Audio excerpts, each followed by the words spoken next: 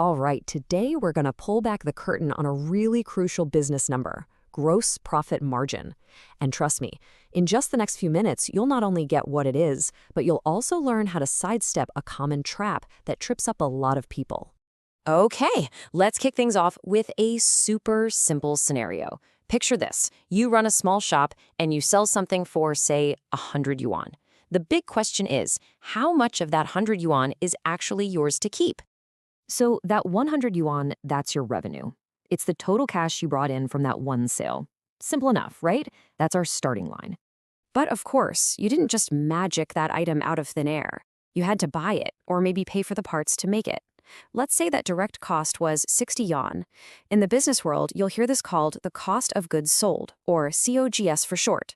So you take the sale price, you subtract that direct cost, and what's left over is 40 yuan. Now this is important. This isn't your final profit, not by a long shot, but it is a really, really important first step. We call this your gross profit. And that little bit of math we just did, that's the key to everything. It's the foundation for understanding what we call gross profit margin, which is basically a super powerful tool for seeing how efficient a business really is at its main job, making money.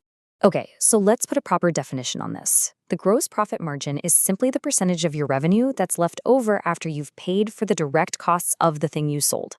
Think of it as a health check on profitability at its most basic level. You know, you can forget all the complicated financial terms. It really just boils down to one simple question.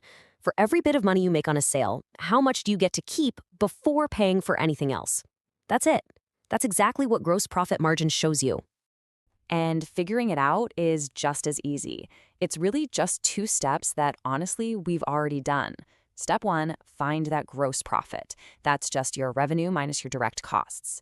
Step 2, take that gross profit and divide it by your total revenue. Boom, you get your percentage. So let's jump back to our little shop example. We had 40 yuan in gross profit, and we divide that by the 100 yuan in revenue.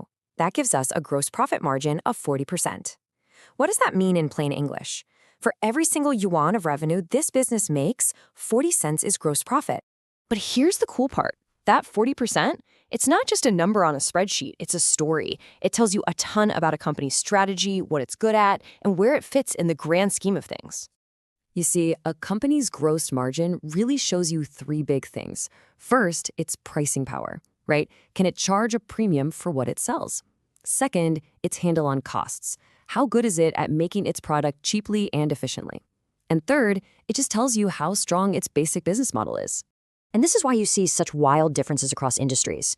I mean, think about a luxury brand. They might have a massive margin, maybe over 60%. But then you look at a big grocery store chain, and they might be scraping by with 15%. And here's the thing, neither one is necessarily better than the other. They're just playing completely different games with different strategies. So on one hand, you have these high-margin businesses. They're all about brand power and making you feel like you're getting something special. Think of a fancy software company or a designer handbag.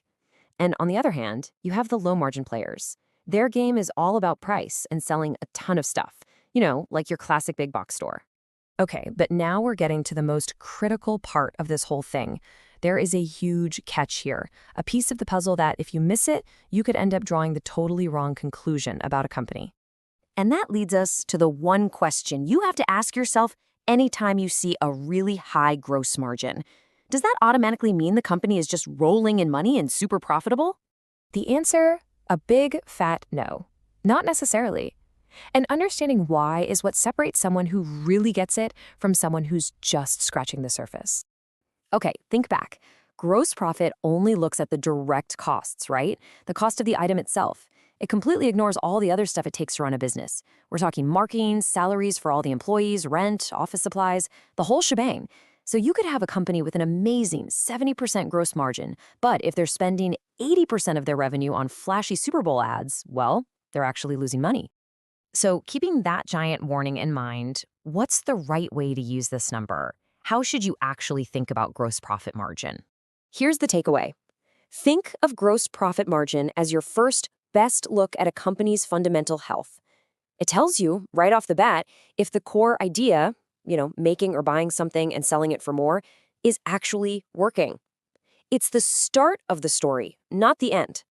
So from now on, whenever you look at a business, whether it's a huge tech company or just the cafe down the street, start by asking yourself, what do you think their gross margin is? Because that one little number, it's almost always the first clue to understanding the much bigger story of whether that business is truly built to succeed.